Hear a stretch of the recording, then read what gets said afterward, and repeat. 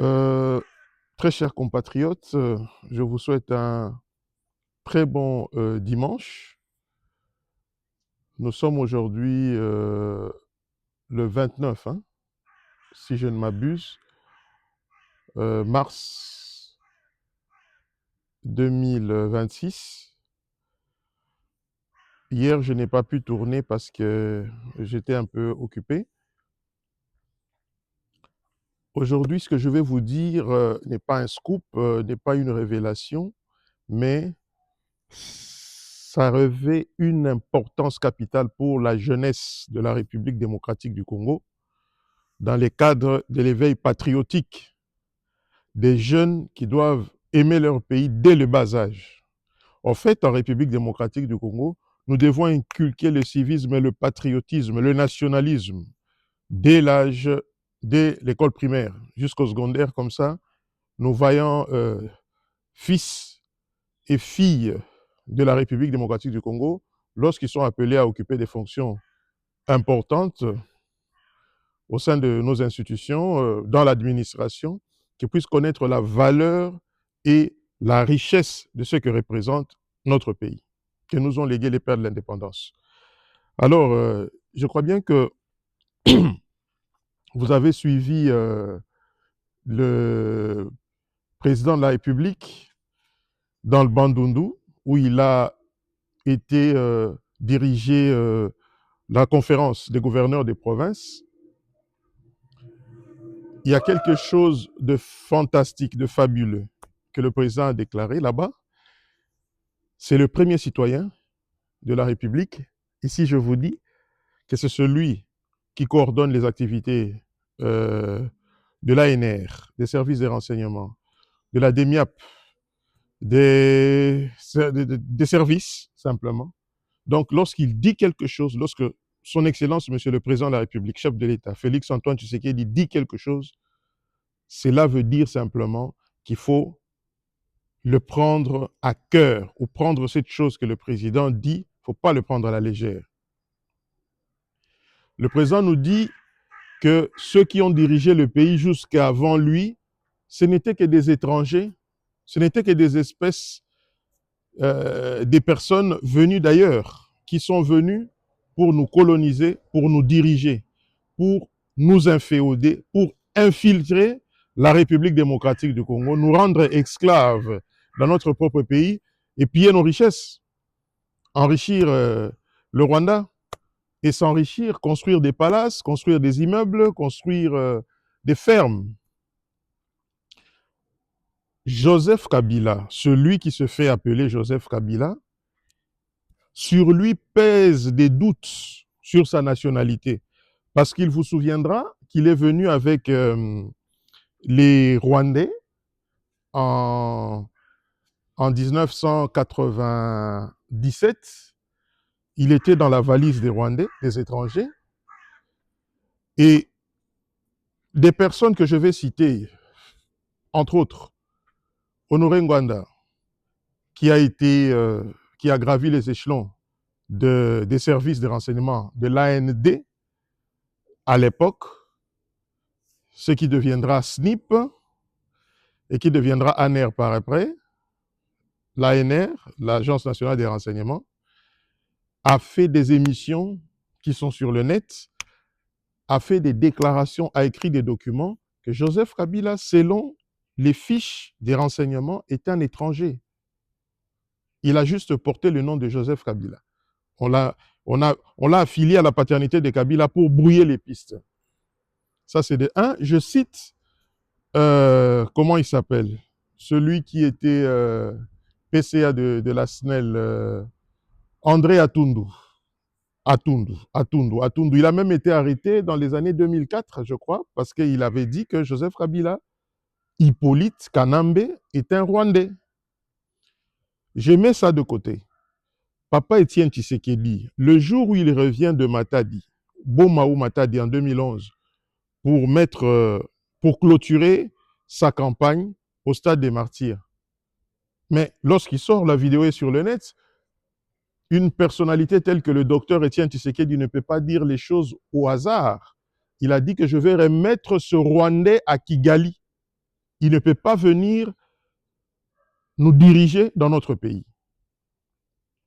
Je mets cela de côté. En 2002, celui qui s'est fait appeler Joseph Kabila, Hippolyte Kanambe, de son vrai nom tel que nous l'entendons, a signé un document lors d'un sommet à Luanda entre lui, le président Eduardo dos Santos et Yoweri Museveni. On voit bien, c'est signé H. Kanambe. Vous savez, lorsque tu es un voleur, hein, lorsqu'il y a un voleur qui vient de prendre les affaires d'autrui et qu'il fouille, dès qu'on crie voleur, si toi dans ta conscience tu sais que tu es un voleur, tu vas fouiller aussi parce que tu sais que tu es voleur, dans ton âme, dans ton esprit. Alors, c'est ainsi que j'ai énuméré vite fait ces éléments pour vous dire qu'il est très important que nous prenions conscience que notre pays court un danger. Mais grâce à Dieu, grâce à la population, à la jeunesse, grâce à nos FARDC, aux forces armées de la République démocratique du Congo, grâce aux services de sécurité, le président de la République se bat nuit et jour, Félix Tshisekedi, pour mettre hors d'état de nuire toutes ces forces obscures. Cela implique que Joseph Kabila est considéré comme un étranger et ne peut pas faire partie de nos problèmes. Qui discute, lui et Moïse Katumbi, qui est sur les réseaux sociaux, Katumbi qui s'occupe de la guerre qu'il y a entre Israël et l'Iran. Parce que tout le monde l'appelle Yud Mouyouda, tout le monde l'appelle juif, c'est connu. Je ne dis pas que les petits malins vont venir dire que tout juif est israélien. Non, on dit souvent qu'il est israélien parce qu'il y a 4 ans, 5 ans, on l'avait vu aller dans une cérémonie des juifs en Israël, je crois. Donc, que ces étrangers-là oublient de prendre part à nos problèmes. Nous allons régler nos problèmes entre Congolais. Les Congolais qui ont participé, qui ont dirigé le pays avec le Rwandais Joseph Kabila, ou l'Ougandais, ou le Tanzanien, que sais-je, à partir du moment où ils ont choisi le camp de la patrie, le camp de Tshisekedi, le président de la République, le camp des patriotes, le camp des nationalistes, ils sont pardonnés, c'est clair, par la clameur publique.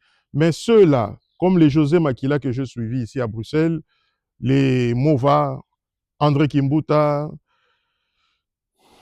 Diongo, qui n'a pas de personnalité.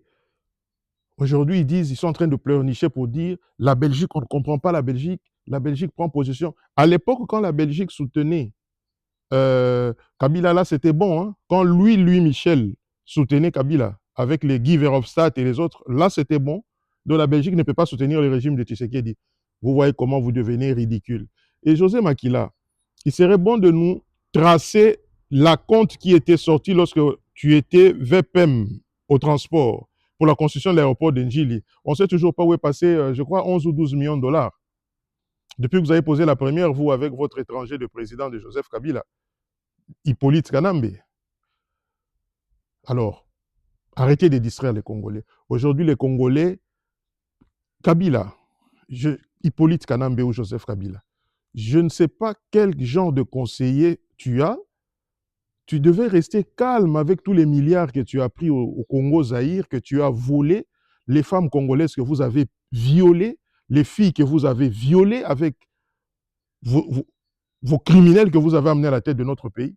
Vous venez comme ça, vous sortez dans une interview, mais les Congolais vous détestent encore plus, en fait. Vous êtes dans les oubliettes des Congolais. Vous ne reviendrez plus comme président de la République. Vous ne reviendrez plus comme acteur politique. Vous êtes hors du jeu parce que c'est vous qui soutenez les Pantins, Nanga, Bissimwa et les Rwandais qui sont dans l'AFCM 23. Les Congolais ne sont pas dupes. Même un petit gamin de 2 ans le sait. Même un petit gamin de 2 ans le sait. Donc, le président, en s'adressant aux chefs coutumiers du Grand Bandundu, s'adresse à tous les chefs coutumiers du Congo, à toutes les souches de la population, aux jeunes, que nous devons nous réveiller, nous devons nous mettre debout pour barrer cette situation. En commençant par les Congolais, même moi qui vous parle là, si aujourd'hui, je deviens, excusez-moi, dubitatif, je commence à dire des choses à moitié, posez-moi la question, lancez-moi des pierres. Donc si le président dit et les Congolais d'abord, ensuite les étrangers, nous devons les regarder et veiller. Aujourd'hui, le pays avec le partenariat stratégique entre les États-Unis d'Amérique et la République démocratique du Congo, sous la direction du président Félix Tshisekedi et Donald Trump, aujourd'hui, nous sommes sur les trains de développement. La constitution va être changée, vous voyez, vous tous, partout, les gouverneurs, la population, moi ici, qui fut leader d'opinion, qui fut, je veux dire, député national, le mieux élu en 2018, n'eût été la rancœur et la rancune qu'a les Kassaïens, nos frères Kassaïens, qui ne veulent pas voir les autres évoluer, nous serions encore revenus. Mais cela n'est pas une panacée. Quand je parle, quand je fais ce que je fais, ce n'est pas parce que je suis député, parce que je suis patriote et nous devons aimer ce pays avec ou sans fonction. Je crois bien que c'est ce dont je... C'est ce dont je tenais à vous dire aujourd'hui. Nous remercions le président pour cet amour qu'il a pour le pays, que Dieu Tout-Puissant lui accorde une bonne santé, une santé de fer, que Dieu le garde, que Dieu rajoute plusieurs années encore, qu'il vive très longtemps pour voir dès son vivant le gouffre dans lequel il a sorti la République démocratique du Congo. Je crois que c'est ça l'actualité d'aujourd'hui. Je vous remercie, que Dieu vous bénisse.